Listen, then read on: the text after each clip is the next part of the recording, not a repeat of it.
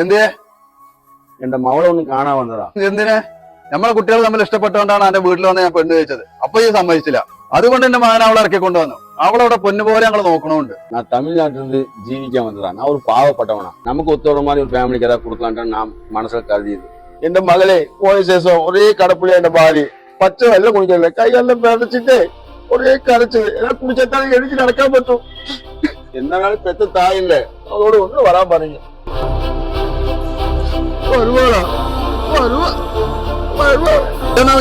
പടകുട്ടി ഓളെയും കൂട്ടിട്ട് വന്നല്ലേ, ഓൾക്ക് വേണ്ട എന്താ സൗകര്യങ്ങൾ ചെയ്തു കൊടുക്കുക. പിന്നെ എന്റെ ടീമിൽ തന്നെയാണ് അവിടെ ഉള്ളത്.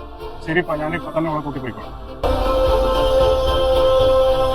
എന്തെങ്കിലും കഴിച്ചിട്ടാ നിൽക്കണേ, അല്ലെങ്കിൽ നമുക്ക് ഇവിടെ കഴിക്കാം. വേണ്ട, എന്റെ പല എന്നാ പോയിക്കോ. കുട്ടികളെ പറഞ്ഞേക്കാം.